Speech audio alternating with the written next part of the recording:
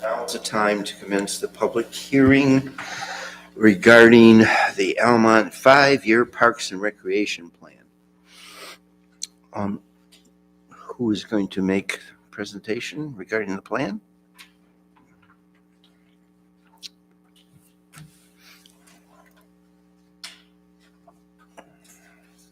Good evening, Mr. President and Council.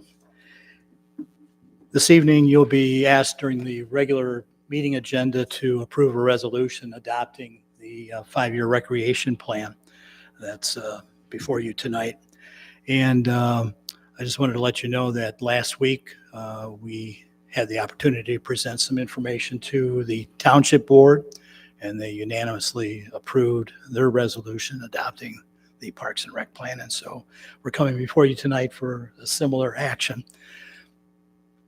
One of the things that I just wanted to point out is that the document that is before you is the handiwork of a team effort between Township Treasurer Roberta Cudson, our Parks Board Chairman Bernie Kalka, and one of our summer interns, Josh Hellebuck, that were able to update this document and basically saved the village and the township several $1,000s because we did it in-house without the assistance of our friends from Rural Professional Services. So I just wanted to make a point of that, we certainly appreciate their efforts to prepare this document so that we can submit it to the state of Michigan in time here by the end of the month so that we would be eligible for future grants that we can submit prior to April 1st of this year for any programs or projects that we deem are worthwhile pursuing for this next year. Just a quick note too, that in doing some editing and proofreading of the document, Bernie Kalka and I have found two areas that require some small modification. On page 14, it's actually page 4 of the plan, but on page 14 of your packet for the meeting, for the heading that says budget, the second line from the bottom there, it talks about table 2 below shows the 2016-17 budget. That should actually have been updated to reflect the 23 through 27 budget, which is referenced below. So we'll be correcting that typographical boo-boo. And then on page 28 of the packet, actually page 18 of the Parks and Rec plan, there's a section titled Number 1, Summary of Table 5, and the third paragraph going down, the second line says the state standard for bicycle trails and walkways is 1 mile per 5,000 population. That appears low, particularly given the recent list of recreational priorities established by the MDNR, which emphasizes the development of pedestrian pathway systems throughout the state. The actual recommendation by the state standard, when you look at what is referenced in the columns at the top of the page, is 1.5 miles per 5,000 population. And so we have a sentence there that says a standard of 1 mile per 5,000 people appears to be more appropriate.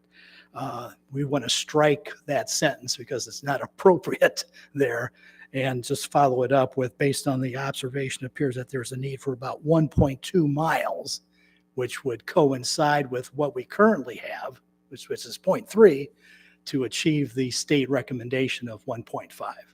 So we're just going to strike out one sentence in that paragraph to make it coincide with the table that's at the top of the page.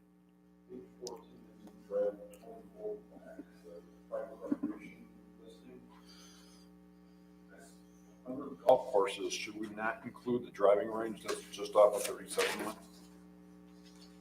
I believe that's in Bruce Township, but is that one of the regional acts? Bruce Hills Golf Club in here and Greystone Golf Club in here. So I think that's closer than them, and it's a private recreation type of thing. So Just a thought. Thank you for that comment.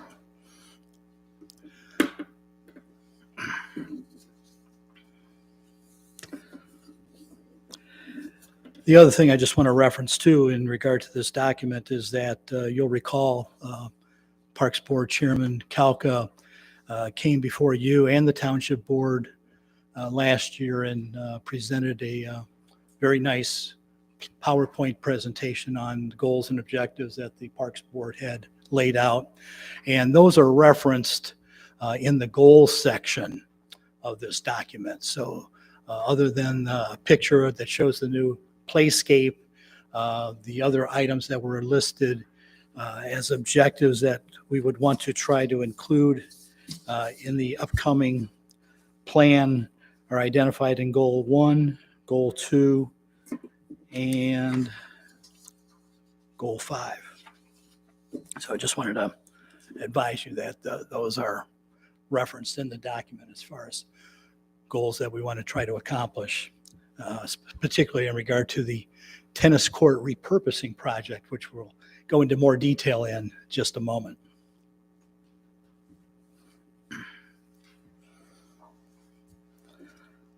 So with that, I think I'm prepared to just review a few slides that Kim is helping queue up for us. You'll recall last month, we wanted to take this opportunity to talk about the Michigan Spark Grant that we're planning on applying for in the next round that it opens up. You folks had approved a resolution back in December for us to move forward with applying for a Michigan Spark Grant for a total of $300,000.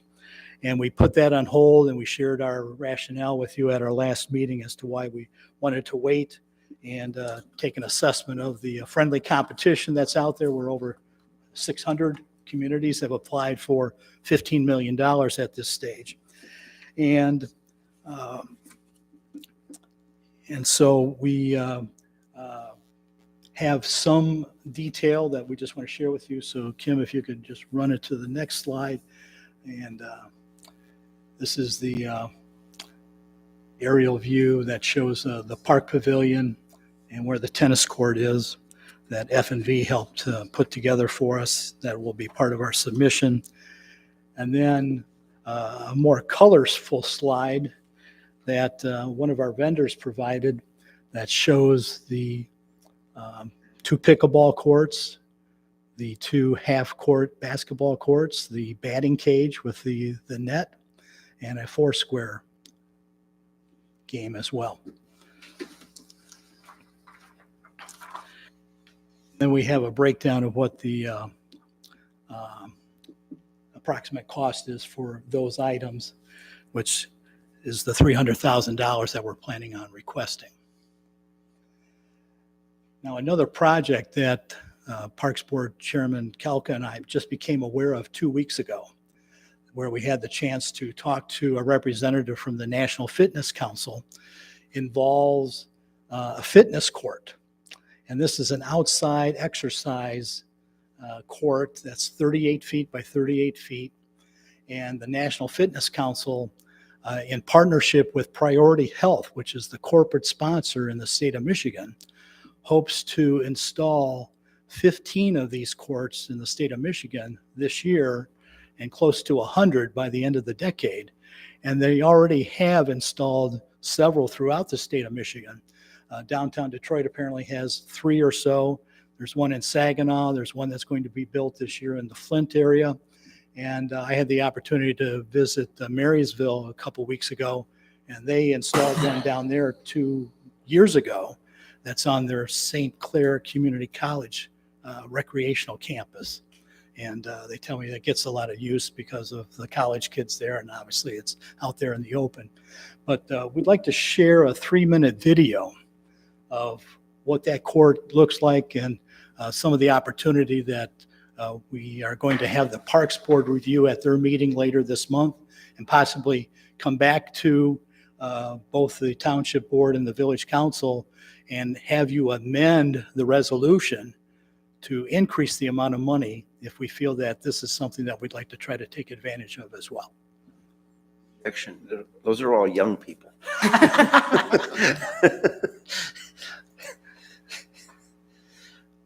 We're changing the way America thinks about fitness.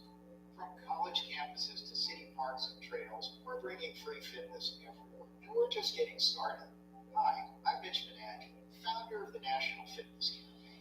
The National Fitness Campaign was founded in 1979 when we opened the first fitness home. Redesigned for the 21st century, the Fitness Court is the world's best outdoor gym. Our 7-movement, 7-minute system allows you to use your own body weight to get the perfect workout. Easy or hard, it will work for you.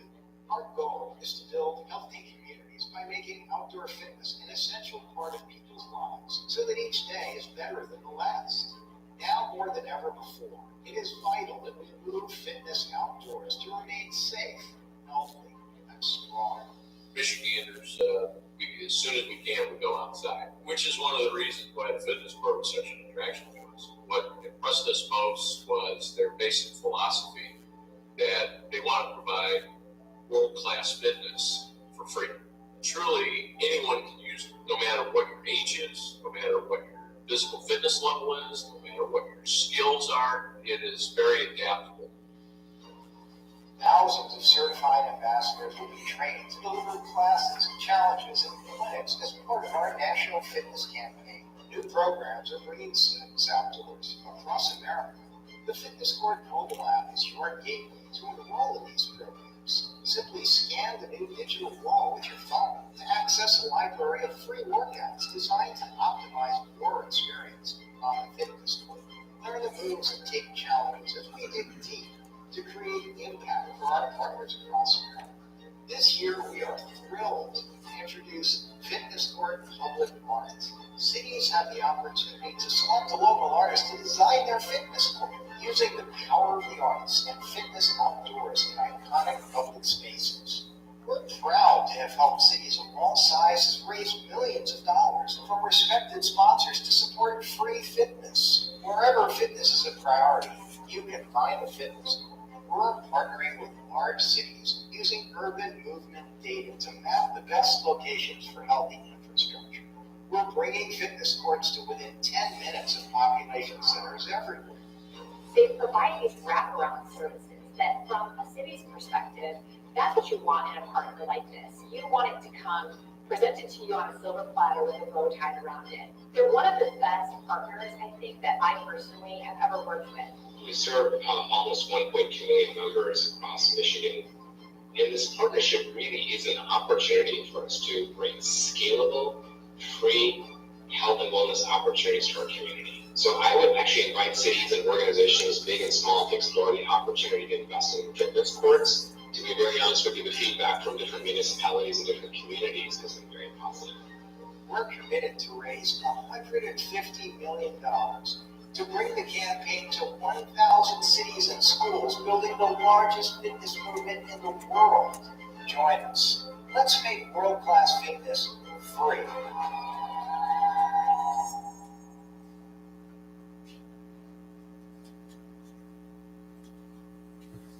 Ready to get out there and do some exercise?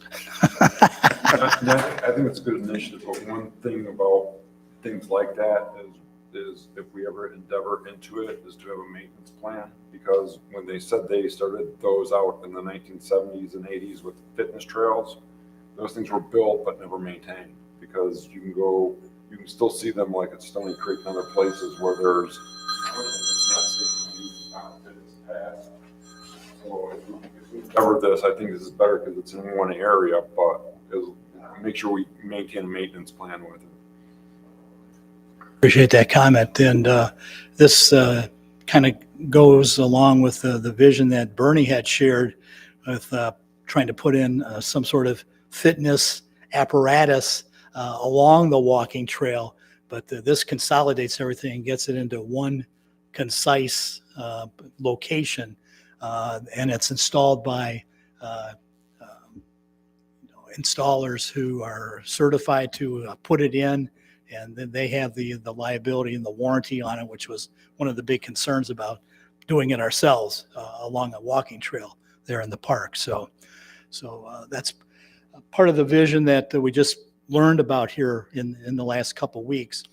We had a conversation with one of the representatives from the National Fitness campaign, and they thought the Almont community would be a great location for something of this nature with our park, the things that they see that we're trying to accomplish, as well as the future acquisition of the 2.3 acres there right off of M53. So it gives us some options on where we might try to locate it, because they wanted to have some visibility so that it's seen. And that's kind of driven by Priority Health. One of the things we learned in chatting with this individual is that there's an application, grant application, that you send to Priority Health, and it's scored. And based on your point score with them, you can get anywhere from $30,000 to $50,000 toward this fitness court. They approximate it's about $150,000 project. So we would be responsible for the difference. And that's where we might like to add that to our resolution request with this Michigan Spark grant program. And the representative from the Fitness Council did share with us that they know of a few communities that are planning on applying for a Michigan Spark grant and have the fitness court as one of the ingredients or elements in their project request. So the word is out about this particular project, and people are hoping, obviously, to get awarded the monies to implement it. Any information what is done wintertime? Allegedly, snow and whatever. Allegedly, the materials that are used are, water, weather resistant, if you will, and are supposed to last up to 20 years. So, with proper maintenance, they could last much longer than that. But those are the kinds of questions that we need to follow up on if we're going to pursue this. And again, we're not asking for your approval for that project tonight. We're going to review it with the Parks Board, and based on their recommendation and some other feedback that we might be able to garner from the community, bring it back to the table for you folks to approve based on the Parks Board recommendation. One last note, at the public hearing last week, we had 10 residents in attendance. We had one comment from one of the trustees because we referenced in the plan document about with the walking trails utilizing mulch. And their concern was that that may not be the best surface for people to access the walking trails if they have strollers, young kids, people with wheelchairs, etc. So we're going to take that comment, get some quotes on, asphalting to meet the DNR standards for a non-motorized pathway, recognizing that based on the comments that one of our council members has shared with us, that we may not want to do that next to the river, that we might want to keep things more natural along that path, but maybe take a more impervious surface through the rest of the park to make it more accessible for folks from that standpoint. Yeah, that was my comment about this proposed walking trail. The majority of this is following in the floodplain and likely wetlands, and laying of mulch in a wetland is usually a prohibited activity, so be very careful about that. It's one thing to clear brush and trees, not removing any vegetation below the ground surface, but to then place mulch into areas that are protected could be an issue. Also, if you're putting all the mulch down in the floodplain, it's going to get washed away and put right into the river. So be pretty careful about placement of mulch along the river. As my comments have been before, we should be seeking to stabilize that area as opposed to destabilizing it and sending a lot of people walking through it, particularly in the area that's got trash. That was the old dump next to the Lions Club. You don't dig down too far and you're into garbage. So I think we should be very thoughtful about what we do with that area in the future.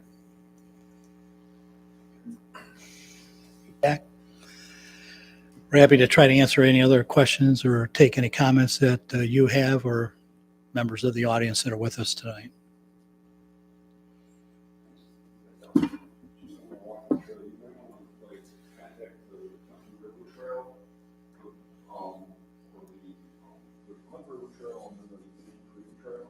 Yeah.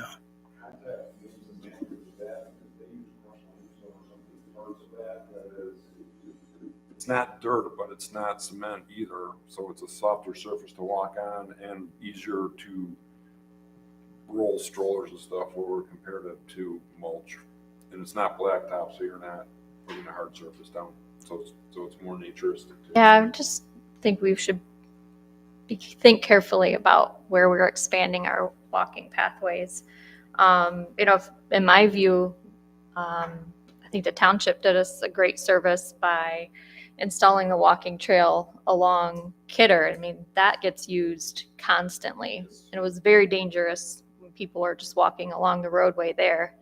If we're putting resources towards recreation and walking trails, connecting that to the subdivisions, I think would be really helpful, or extending it out at least to East St. Clair so that people don't have to then come onto the road to complete a walk around the village and do that whole pathway. But I'm like 100% for us increasing our walkability and providing those recreation opportunities. I think we should just be thoughtful about it. That I'm complete, Mr. President. It's called.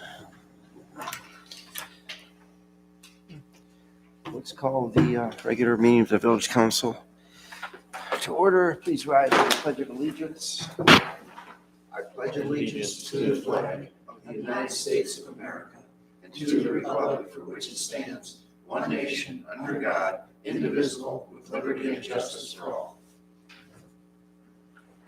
Additions, deletions, or changes to the proposed agenda for this evening? Any? Great. Roll call. President Schneider, Present. President Pro Tem Dyke, Councilmember Alec, Present. Councilmember Kolka, Present. Councilmember Feldman, Present. Councilmember Glasser, Councilmember Steffler. Present. Communications. I don't know the answer to the question in my head regarding communications that comes from the governor's office. I get several daily. I don't know whether the rest of you receive it also by email. I constantly get, I suppose that's because of my position on council, that I'm receiving these. The communication today from Governor Whitmer's office was funding for SROs. It's for 100. There was an award for 195 school resource officers, nearly $25 million to support the hiring of 195 school resource officers, applying to approximately 334,000 students. Do we know anything about We this? were not on the list to my knowledge. Okay. Yeah, that's what I was wondering about. I didn't see a list, but yeah, okay. Yeah. That's what I wanted to know. Okay. That particular topic, if I could just add, I was going to share it during my report at the end, but on that topic, Chief Martin and I had the opportunity to sit down with Superintendent Kalmar late last week, and he has offered to be able to attend the next council meeting, if you would so allow the invite, to share the details of their steering committee, safety committee that was established over a year ago, that they have identified various projects that they would like to be able to try to utilize with this millage money that's been approved. So he just wanted to have the opportunity to address some of the, suggestions that this council provided regarding additional manpower, but also balance that with, they've been working on safety needs even before they knew that this millage was even going to come about, because they wanted to be proactive in that regard. So he'd like to share some details with your permission. Very good. He indicated that he didn't have a scheduling conflict for that first meeting in February. Okay, fine. Thank you. I just wanted to address that. Okay, that's it for communications. I'm moving on to the minutes for the January 3rd meeting. Under council manager comment time. Oh, let's see, the fourth paragraph down. And that would be line 3. Line 3 of that paragraph that begins with the property would have to be consummated, and he would be, I believe the word should be discussing the issue with Attorney Gildner. The next paragraph, second line down, indicated it does not. New sentence, council member Feldman stated that their terms, I believe the word of should be between the word terms. So it reads terms of agreement.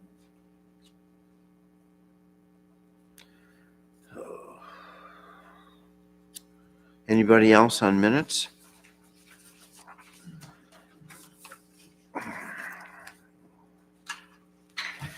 Okay.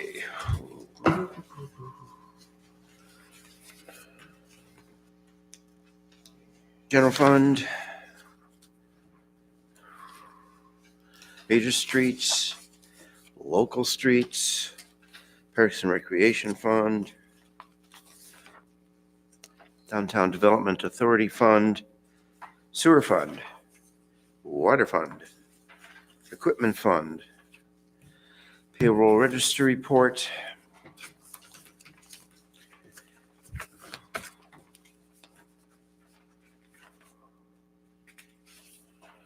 Water Report,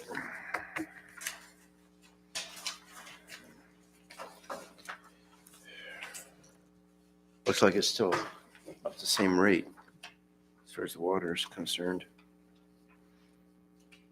Good. Yeah, yep. The one that was most concerned, I think, that Tim raised at our last meeting. DPW report.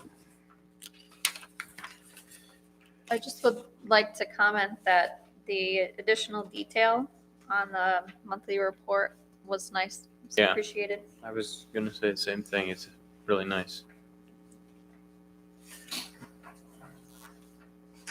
Haven't seen those things. Wastewater treatment plant report.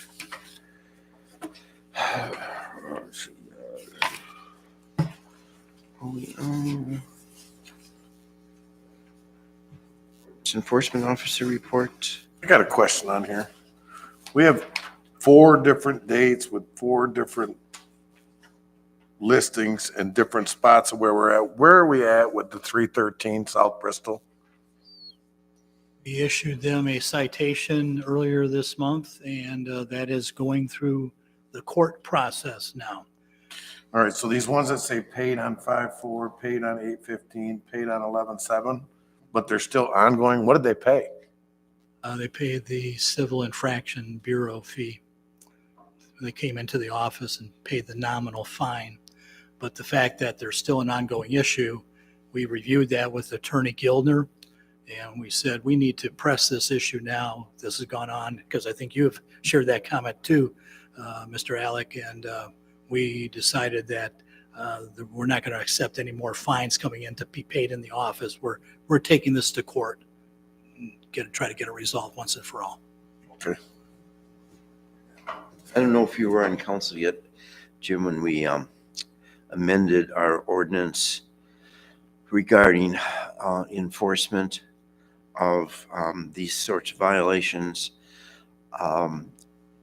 which provided for the issuance of an injunction by the court mandating, rather than just paying a fine, which is what it used to be, the court can order that owner to follow whatever needs to be done in terms of remedial repairs or fixing it up. So there's a court order can be in place, and then if that's not accomplished, the court can hold that owner in contempt. So there's more teeth to it than there used to be. Yeah, I know this has been going, that address has been going on since at least since Ian's been here. I mean, and even back then, when we kind of went relaxed with it and Ian was talking to him, and I mean, I had offered my help to the family because he didn't have a car, get the trailer, I'll help you haul it to the dump. You know, and I mean, we can only try so much before the foot's got to come down, but it sounds like that's happening. So, I mean, especially this time of year, you walk up through behind there and it's atrocious.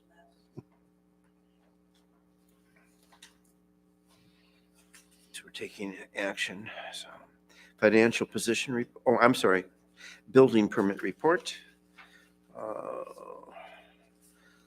Financial position report. Clerk treasurer's report. Kim, I had a question. I really appreciate you're doing this, and it's very helpful, little inside track. I was a little bit confused by, let's see, where are we?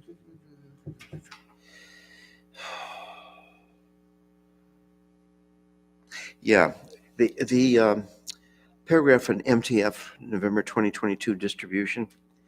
In reading that, we're talking about we received funds from November 22 from these being Act 51 funds, and the amount received was approximately 1% lower for October and 1.48 lower than November 2022. Should be 2021. That's what I thought maybe. Yes. And so that's what I wanted to ask about. I thought, if you're comparing, I think you're comparing it to last year. Okay, all right. So yeah, that's what I needed to know. Anybody else have any comments regarding Kim's report to us? Okay, DDA Executive Director's report.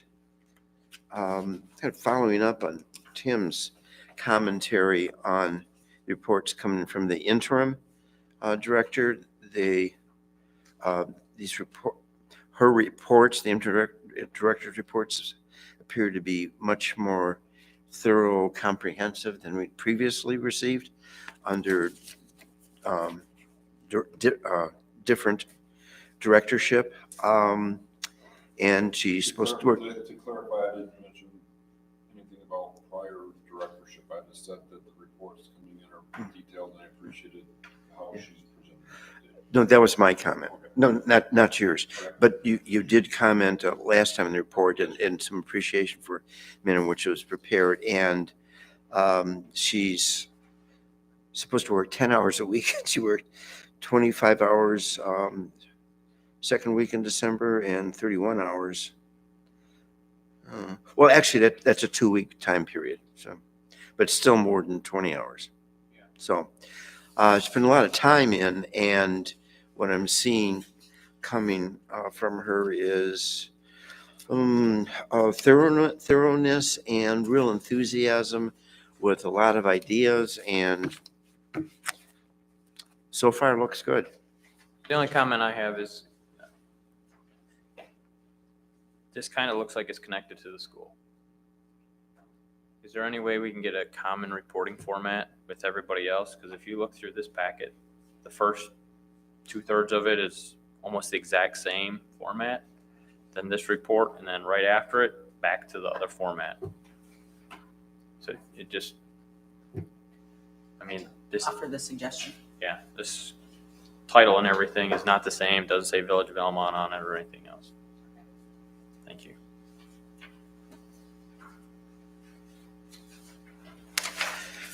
All right, that's it for the consent agenda. Entertain a motion. Motion by President Pro Tem Dyke, supported by Councilmember Steffler, to approve the consent agenda.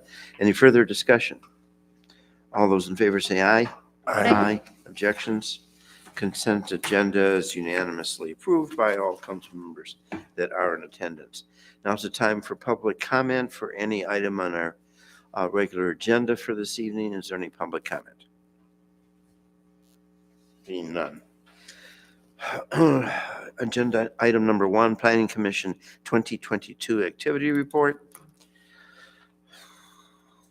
This was presented at the January Planning Commission meeting, and they voted to recommend to present to Village Council.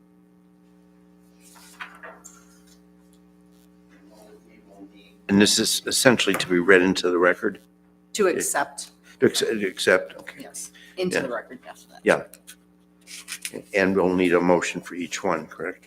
Correct. I make a motion that we approve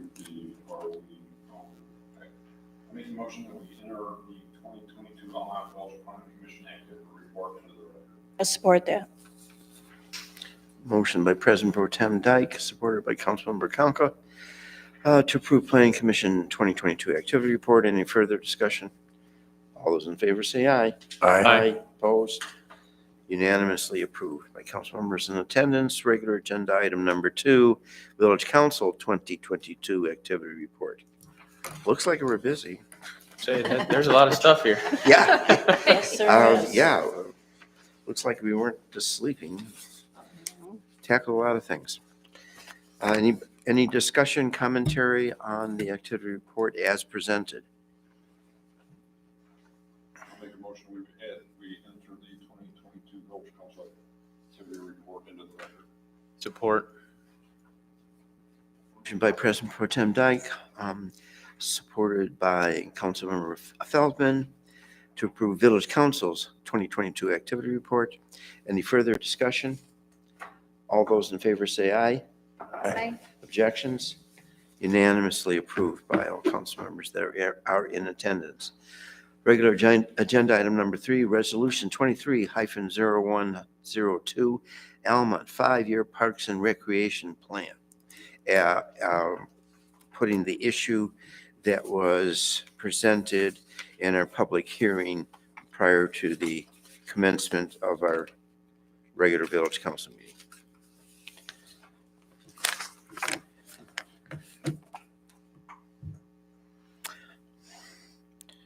So we had a rather thorough presentation, including video and discussion. So if there's any further discussion regarding this resolution, now would be the time.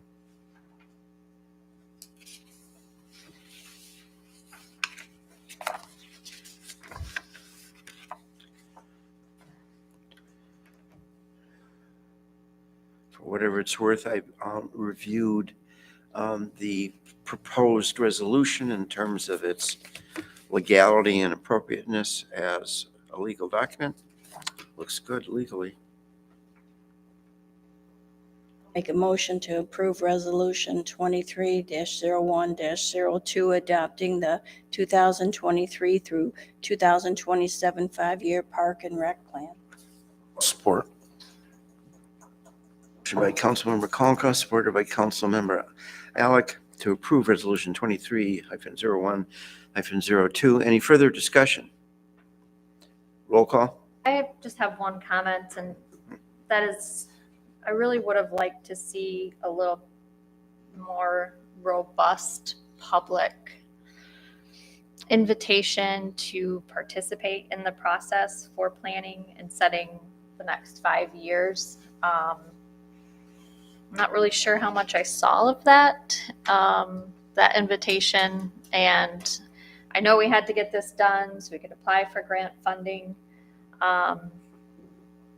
We worked on a lot of this, a lot of last year.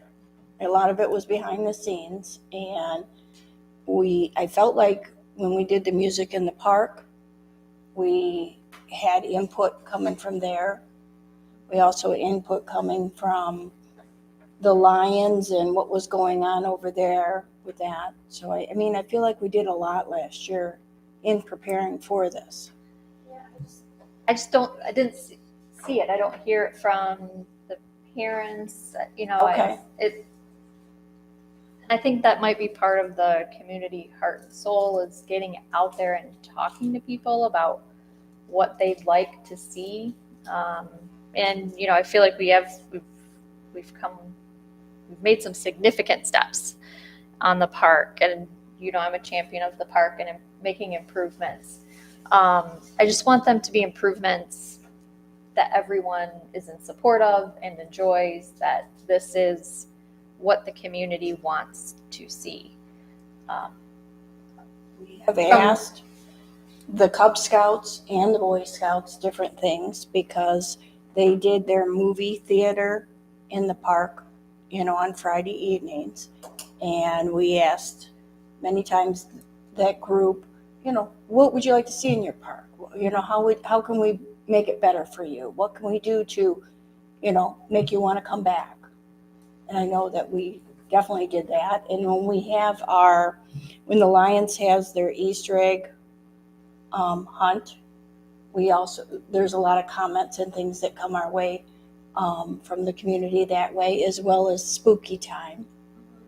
Yeah, and I'm at those events. I just don't see that invitation, like people might come up to you, but are you saying, we'd like to hear from you, put your comments here, fill out some forms, participate? We do have at the park, we do have a share your information box where you can put comments in there. You can share what you would like to have, share what you feel like would benefit the community. We do have that, and we also have on there our email. But how many comments do you get from that? From written or email? Not as many written, and there are. They don't a few show up even to email. the parks meetings. From the stretch I was on the parks meeting, very few people show up to that. I mean, and that's every month. Yeah, and it is hard. It's just, We try We to have- make it comfortable for people to tell us, you know, what they are, who they're coming from. It's not easy, you know, but we do try to make it warm, you know, for them to give us their comments. And It's easier for them to complain about it than it is to throw out ideas. Because what it seems like from the stretch that I was on the parks board, I mean, more wanted to complain than they wanted to help. but it's like, are we listening to the complaints? Yeah. You know, are we? well, our Taking- complaints now are, is why is the ice skating rink not up? Well, a lot of people are not understanding that it's not cold enough. It's not cold enough. And it's not going to be an ice skating rink. It's going to be a cold pool. But, you know, and so we try to communicate that and have them be understanding. So we'll work on that more. Thank you. Yeah, I think it is important, and I'm super happy on the progress that's been made, particularly with the playground equipment. I, heard a lot of positive things about that, and There's always room for improvement. yeah, it's one of those things that's tough, is to try and get people to participate and give you good ideas. It's a work in progress and a challenge, I think. So my daughter-in-law, who serves on the park board, there's difficulty in maintaining park board membership. So that when 2 or 3 people were on and then off fairly quickly. Right, and there's, That gets back to what we were talking about in terms of people in this small community and volunteering and running into problems. Well, language in our village charter. And just getting people to serve is really difficult. right, and it's not easy. And I still work full-time, so there's times where I have to be late for a park meeting, and that might affect if we have a forum, so. Exactly, yeah. So, I mean, that's the problem I think we're all very aware of. Volunteerism is this big. It's really hard. So, but yeah, well, thank you for all the good Calco Right. people that serve. Yeah, Talked about it at dinner a lot. I bet, things. yeah. And,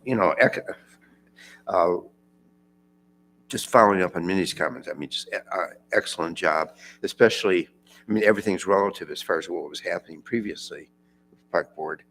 this has been tremendous progress. Oh, yeah, Yeah. I absolutely. mean, this is a leap forward, and, you know, and council did play a role in that. We started giving them more money to actually fund them, and so you're. Baby steps. Well, yeah, but yeah, well, that's. Budget that's time's life. coming. Yeah, but, you know, at least it's moving in the right direction. So Yeah, absolutely. you're being champion, you're still champion. Yes, yeah, for sure, a champion of the park.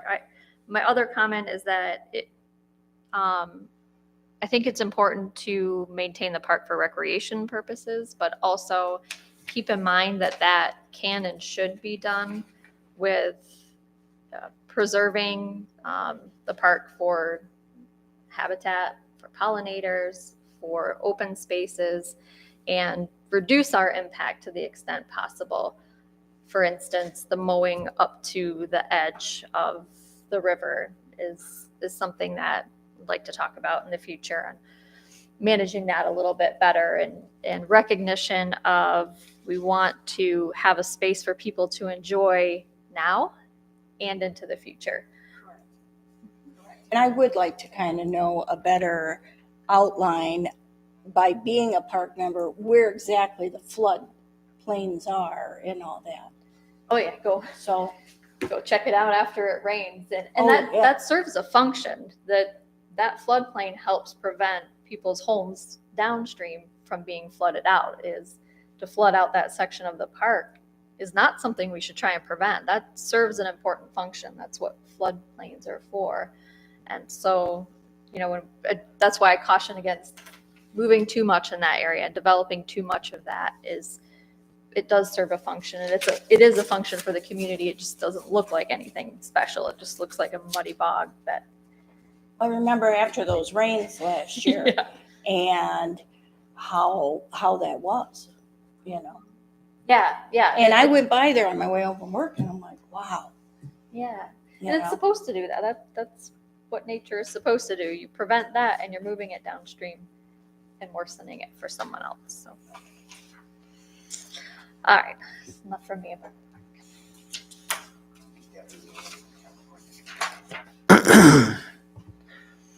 Roll call? Olca? Present. Aye. Sorry. Sorry. We know you're here. Sorry. Aye. Dyke? Feldman? Aye. Steffler? Aye. Alec? Aye. Schneider? Aye. Resolution is unanimously adopted by all council members in attendance. Regular agenda item number 5, Police Chief Martin's second contract amendment. So we had addressed this and voted on it, and here's the actual language. The second contract amendment to Police Chief Martin's agreement with the village, and it was approved at our December 20th meeting. And looking at the language, which is fairly simple and straightforward, it looks appropriate. From my standpoint, legally acceptable and appropriate with council's vote on this issue. Comments from council? A question on when Andy's contract is set to expire, or does his? I noticed we had like a beginning date, but not. Can't remember if it was a 5 or a 6. Okay, I was just curious. Yeah, I can definitely follow up on that. Okay.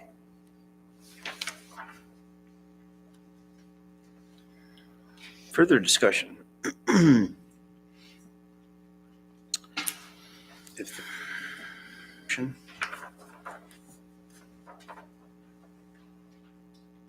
I'll make the motion that we approve the second amendment to Andy Martin's employment contract or employment agreement. Support that. motion by council. I was gonna say, do you need effective January 1st, 2023, Kim? Yes, please. I'll add that. Thank you. Okay, motion by Councilmember Steffler, supported by Councilmember Feldman, to approve second amendment to the employment agreement of our Chief of Police, Andy Martin. Further discussion? All those in favor say aye. Aye. Objections? Unanimously approved by those council members in attendance. Regular agenda item number 5, second quarter budget amendments. Kim? Included in your packet is the detail of the budget, proposed budget amendments for the second quarter of fiscal year 2023. In summary, the general fund will still have a fund balance increase of $89,210. Major streets will still have an increase in fund balance of $13,255. Local streets will have we will actually be using our fund balance of $139,755. Our park fund balance will increase $90,345. Our stimulus grant fund, which is the ARPA funds, will decrease by $183,600. That's the exact amount that we received from ARPA funds. The sewer fund, we will be using fund balance of $176,365. Our water fund, we will be using fund balance of $37,865. And our equipment fund balance, we will be using $113,490. All in all, the fund balances are still stable, even with using those fund balances. Okay.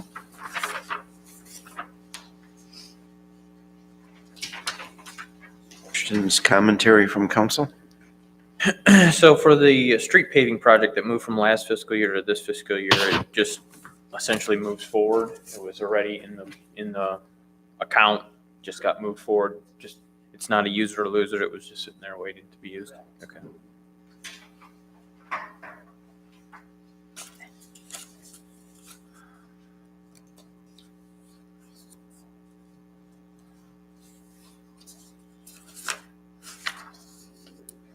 Or questions that council has for the proposed second quarter budget amendments for fiscal year 2023?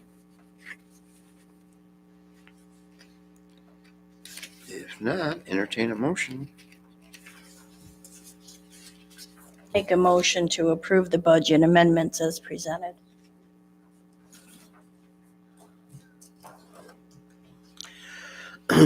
Motion by Councilmember Kalinka, supported by President Pro Tem Dyke, to approve the second quarter budget amendments for the fiscal year 2023.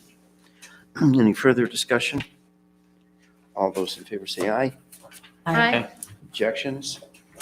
Unanimously approved by those council members in attendance. That finishes up our agenda for this evening. And now it's time for public comment for any non-agenda items. Is there any public comment regarding non-agenda? Being none. Open discussion, county law enforcement millage. Oh, I guess I jumped the gun and mentioned that earlier. Yeah, okay. That we'd like to invite Superintendent Kalmar to come and join us at our next meeting. We did receive the check from the county already. Okay, it's in the mail. That's what I've heard. Yeah. I love you and whatever else. Right. Yeah, I understand it's going to take some time. So information I'm being provided primarily by the prosecutor's office. Sheriff's office is getting up to speed with handling the funds. They didn't realize that the county wasn't going to handle it. They were just going to give that to the sheriff's office to handle themselves, except that they don't normally handle large funds. You don't give people money usually. Yeah, usually they're taking money. Strange. Okay. Manager Trent, anything that you wish to bring to council? Just a couple of quick updates. The underground storage tank project at the wastewater treatment plant was completed this week. Oscar Larson arranged for environmental soil borings last week. There was a consultant that came and did a report and found that there was no leakage from that whole tank. And the tank's been removed. This area has been refilled appropriately and kudos to them for helping us break this project up into 2 phases over there that ensured that we could run without any downtime. So. Happy to have that day gone, Sleep better tonight, I Yes. hope. for sure. I mentioned in my VM report to you folks last week that we were not successful in being the host community for our CEDAM Fellowship host position. However, in our ongoing communication with that organization, just to try to understand, what made the community that they selected just a little bit better than us, because I had gotten some real warm, fuzzy feelings that we had a very good project that we submitted, that I became aware of an alternative program that they have that I really didn't understand when you look at their website. Well, what's this AmeriCorps program? Well, it's very similar to the fellow host program. It's just that they actually have more communities that they can place individuals in, and there's no restriction on how many can be in a region like there is with this fellow program, where there was only one for each MEDC region throughout the state. And so the odds are much better, and they're actually soliciting and hoping that they'll get more communities that want to participate. And so the applications are available now. They're having a webinar next month to review the application process for interested communities. And at an appropriate time next month, I'd like to bring that forward again for your folks' review to see if you'd like me to move forward and submit an application for that program. It's an 11-month program versus 15. Similar financial commitment from the communities, where it's $10,000 that has to be paid by a certain point in time. But CEDAM ends up paying the rest of their salary for the course of the 11 months that they are in place. So it would be September of this year through August of next year, if we decide we would like to participate in that program. So, quick question about that. These are folks who are looking to go into small government or government in general and townships and villages, right? They're looking to make a career at that. Potentially, yes. They have an interest in community economic development, or they have had some prior work experience in a different field and took advantage of a fellow program and have, transitioned into a full-time position. We've heard of a number of instances where communities that had a fellow that actually ended up hiring that individual to stay on board because of the value that they added to the work staff. So this is a wild idea. I've been thinking about it since the CEDAM thing came up, because we have a need in the community and maybe aren't getting the candidates to apply that we're looking for. But would DDA director be a position that a candidate from that could fill? Yes, and potentially, and not to jump the gun, but depending on what the DDA board decides to do with that position as far as number of hours, that in the brainstorming with the representative from CEDAM, they actually indicated that somebody like a DDA director who's part-time could potentially fill that role as the intern with the AmeriCorps. And there's benefits to an individual that does that, where they're allowed to utilize some funding for finishing a degree, for example, or getting a certificate, etc. I forget what the dollar amount was, but I know Ms. Edwards has shared with me that she pursued a degree at Oakland University, and because of family commitments and so on, never was able to finish her degree. So again, maybe a premature brainstorm, but again, that's something that we might be able to entertain down the road, depending on whether or not she's selected as the future DDA director or has an interest in volunteering in the community in a role like this, where she would become an AmeriCorps student. So, I can share personal experience. I served in AmeriCorps for 10 months as part of the National Civilian Community Corps. A little bit different of a program, but very valuable experience, definitely. appreciate that. And so, as I said, I'll bring that forward next month for reconsideration by council for us to take advantage of that program if we so desire.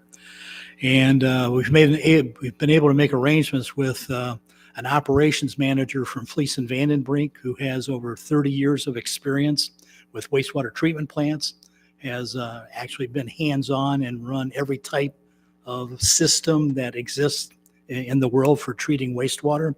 And he's going to come out next week and meet with Mr. Farley and myself to just do a site visit, just walk around, be able to share with him some of the projects that we're planning on pursuing and see to what extent, if any, their firm can help us with advancing our cause in improving the plan. So, and just as a side note, all of the things that we've asked Fleece and Vandenbrink to do for us up to this point in time, I've yet to get an invoice for any of their work that they've done to this point. So it's really been a very blossoming relationship with that firm. So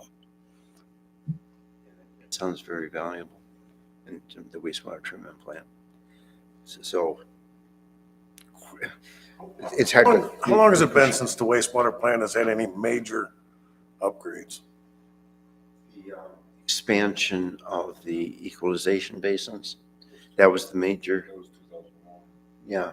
Had a pretty significant, Clarifier, yeah, like $400,000 not that long ago. no, 18? More, yeah, 18.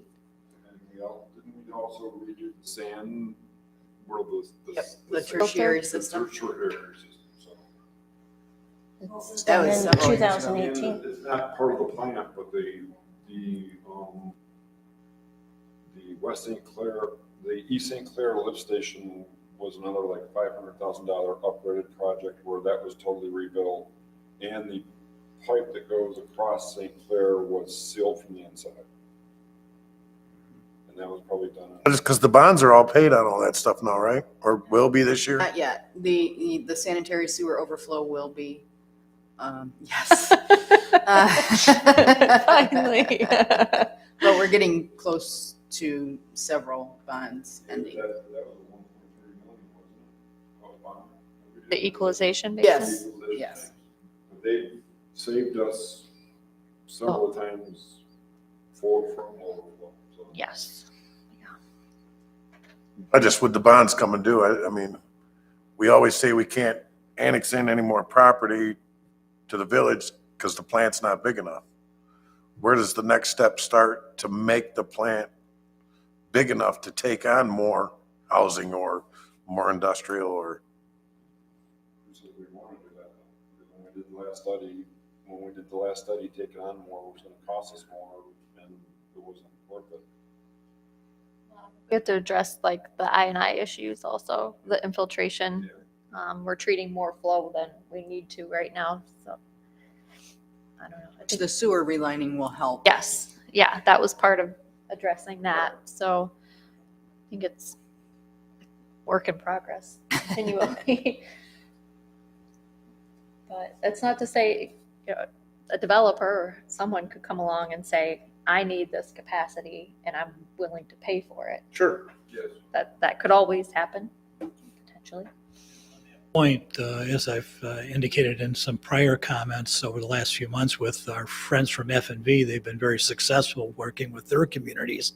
In fact, the city of Croswell, they expanded their wastewater treatment plant not once but twice with multi-million-dollar grants that they helped facilitate through the state to help draw additional businesses that needed large volumes of water and waste that was going to be generated. So, so they've got some hands-on experience in helping expand the capabilities of existing systems. To Jim's point, one, I think we will be confronted with the issue of the potential expansion of the plant because don't really stop growth. We do have limited land for further development, but there's going to be further development more than likely. So that problem is going to face us once again, undoubtedly. And also,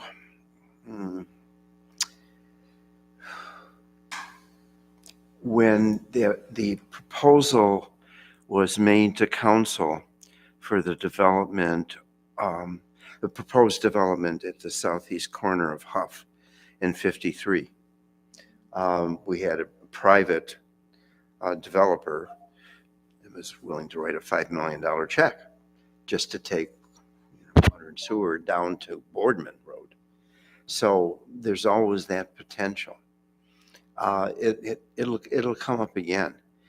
So I do recognize Tim's commentary, and it's what he said is very viable. On the other hand, I don't think the issue is just we won't have to address that again. It's gonna face it. I'm not saying Face it. we don't have to address it. What I'm saying is that when we do address it, we have to address it like we did before to see if bringing more into the village is a benefit or Mhm. not a benefit. Mhm. The last time the cost analysis was not. Yeah. Well, it was on the water side that was not the wastewater side. I think we would do better economy of scale. It was the drinking water side that put that out of whack. And there again, I when you say the water side, I mean, like where I'm building out on Elmont Road, the water line runs through the front yard. To me, that should be an option, even in the township, if it's there already, to allow the homeowners at their cost to tap in and put in the reducers for pressure. And maybe because the water usage goes up, and we all know that the more you use, the more they're charging. If they're picking up that part of it, give them the option to purchase at a different rate than the village people, with all the costs being on them. Now, I know me personally, if that option was there when I started building, I would have tapped in versus punching a well. But I mean, now I've got the well. Would I still tap in down the road? I would have to weigh that out. But I think it should be an option for if the line's already running there and they're going to take the cost of putting the reducers in because it is the big pipe, why not sell it at a different rate than the village to make up that extra, I mean, there's other ways to take on more, to make a little extra money on the water. I get it. We don't want to go into business selling water, but if it's there, why not utilize it? Especially if someone wants it. Yeah. I mean, I've heard 2 or 3 people out there say, their wells are so bad with the iron, they'd be happy to have, city water coming in and keep the wells for their water in the lawns and stuff. But Arsenic thrown in. A little bit. It's there, yeah. Not dangerous levels supposedly, yeah. Depends on your well. Yeah, oh, absolutely. Yeah, so it's something that we'll undoubtedly have to address as time goes by. But, so, yeah, it's interesting stuff, Jim. Keep building houses. You all set? Speaking of water, my last Okay. thing that I want to share with you folks is that the GLWA has started the process of outlining the rationale for the upcoming next year's cost increases. And it looks like we're going to be charged an additional 3.9% beginning in July. And so that maintains their promise when they took over the system that there would be no cost increases over 4%. And it varies a little bit from community to community, but we're at that 3.9%. It's right to the limit. Yep. Yeah, Yeah. yeah, right. Just like the gas stations. Right, yeah.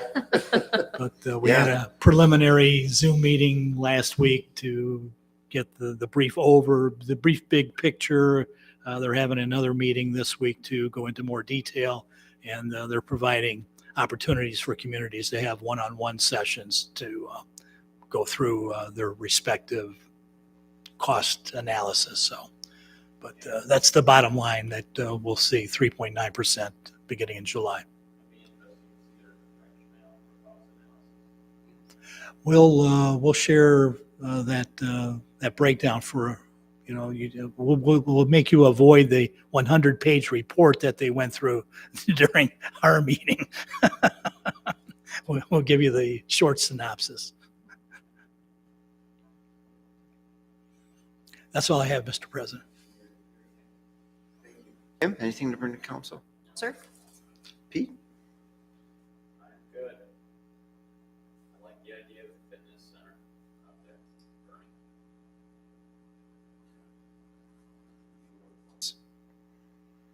Tim? Indy? So this is something I've kind of been kicking around for a little while.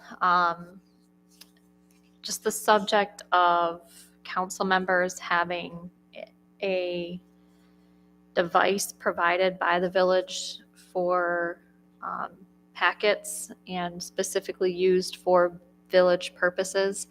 And particularly in regards to the Freedom of Information Act.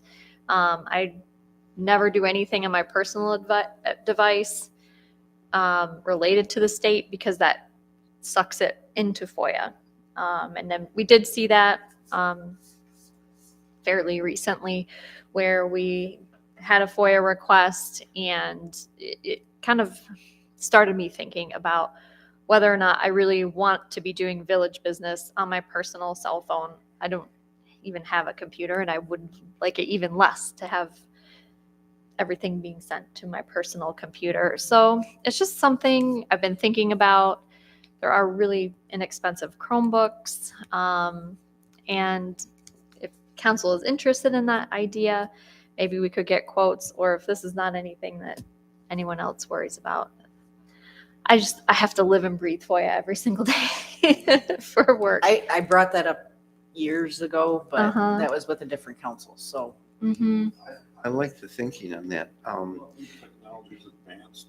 And Yeah. for our episode a couple of years ago that we had, I think it's probably a good idea. Yeah.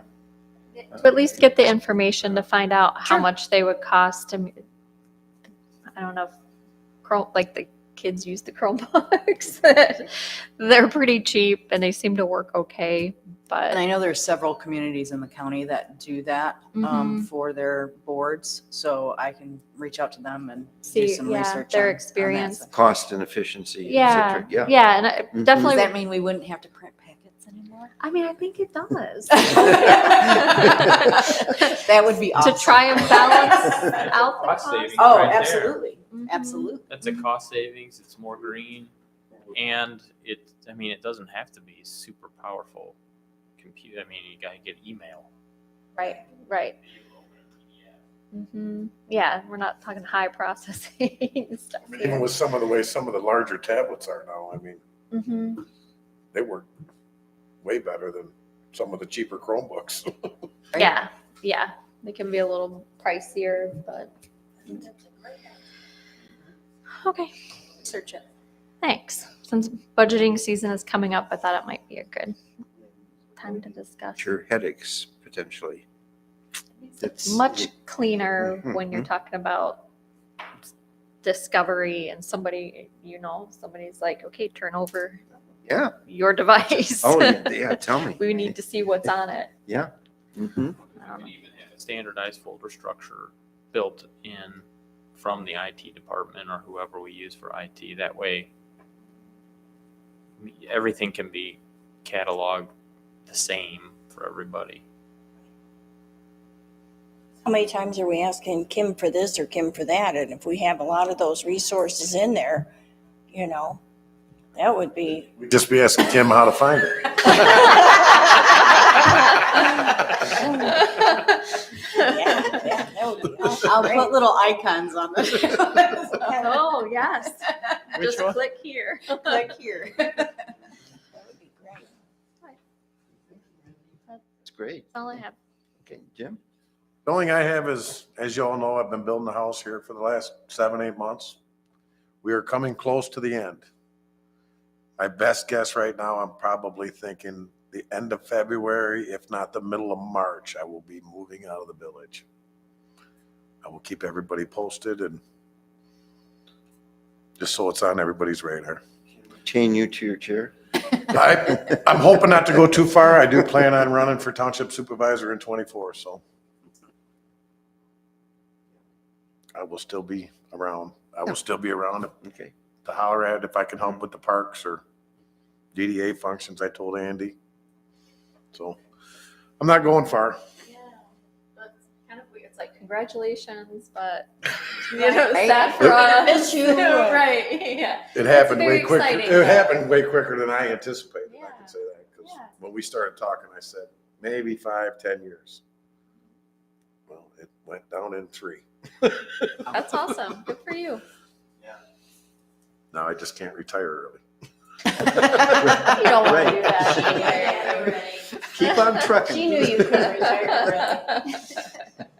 Other than that, that is it. Okay, thank you. I'm all set, thank you. Okay. Yep, I'm all set.